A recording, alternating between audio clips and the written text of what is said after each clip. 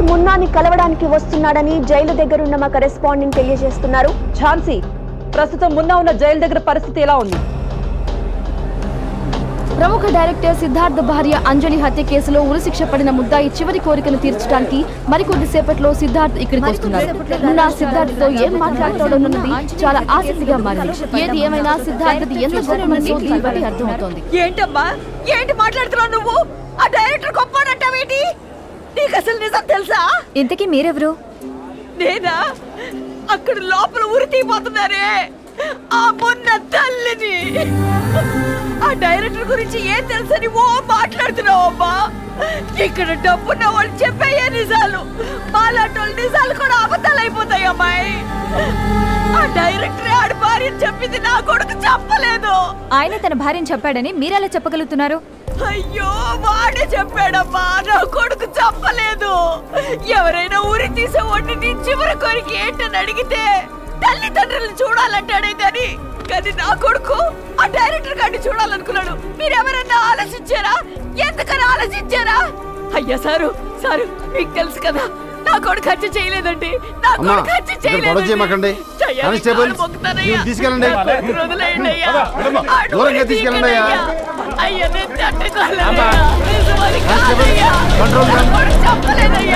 అయ్యా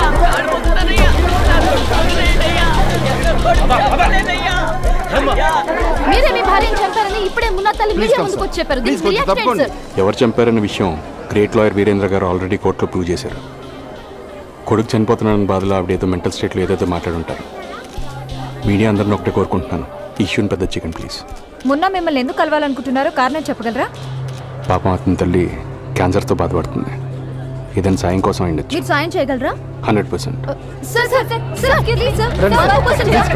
సమాధానం చెప్పండి సార్.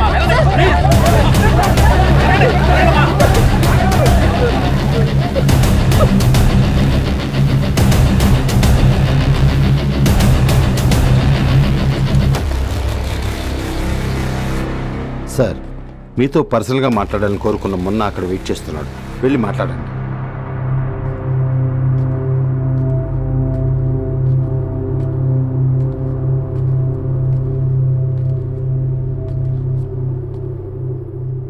నన్ను ఎందుకు కలవాలనుకున్నావు?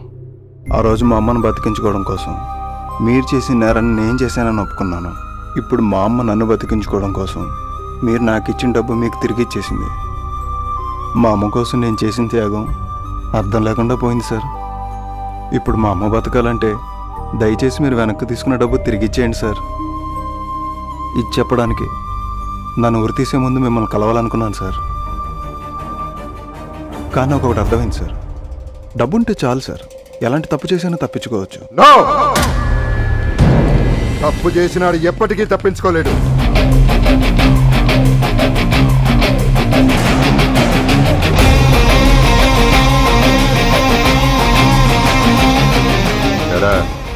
చెప్పా కదా నీ నోటితోనే నిజం చెప్పిస్తానని.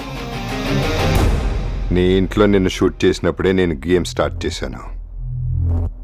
నీ మెడకి ఉరితాడేసిన రోజే నీ బెడ్రూమ్లో కెమెరా పెట్టాను.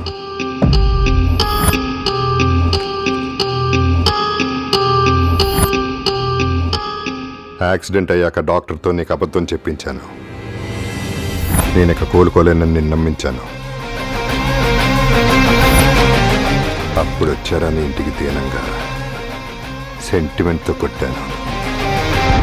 నేనేం చేయలేనని నమ్మావు అంతే.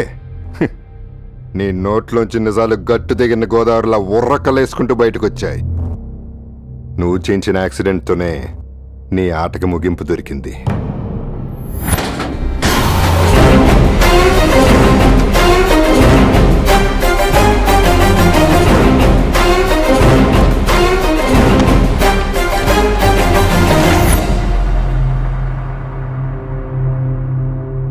నేను రికార్డ్ చేసిన మొత్తం ఫుటేజ్ గవర్నర్ ముందు పెట్టాను. ఇది మొన్న ఉరిశిక్ష రద్దు చేస్తూ గవర్నర్ ఇచ్చిన ఆర్డర్స్. ఇది హైకోర్టు నీకు ఇష్యూ చేసిన అరెస్ట్ వారెంట్.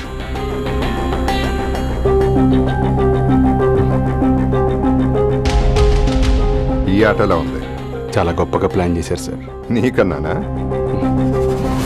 ఇమేజ్ కాపాడుకోవడం కోసం నువ్వు క్రైమ్ చేశావు, న్యాయం కోసం నిలబడుతున్న క్రిమినల్ లాయర్ని. క్రైమ్ చేసి కూడా న్యాయాన్ని నిలబెట్టచ్చు నువ్వు నాకు కొత్తగా నేర్పావు. ఈ ఆటలో మీరే గెలిచారనుకుంటున్నారా సార్? మరి మీరు న్యాయాన్ని మాత్రమే కాపాడారు సార్. మీరు ఎప్పుడో ఒక మాట చెప్తుంటారు, నాకు మృత్యుని 360 డిగ్రీస్లో పరిచయం చేస్తానని. ఇలాంటి పరిస్థితి రాకూడదని ఆ మృత్యుని నిత్యం నా జేబులో పెట్టుకు తిరుగుతుంటాను సార్. నేను బ్రతుకుండగా నా ఇమేజ్ని ఎవ్వరూ డ్యామేజ్ చేయలేరు.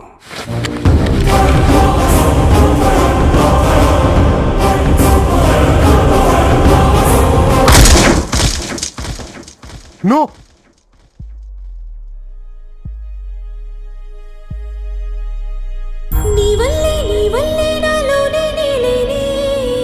చిత్రంగా కనబడుతున్నా నాకే నేనేలే. ఎన్నెన్నో అందాలే ఎన్నో ఆనందాలే నాడే చూస్తూ ఉన్నా అంతా నీ వల్లే.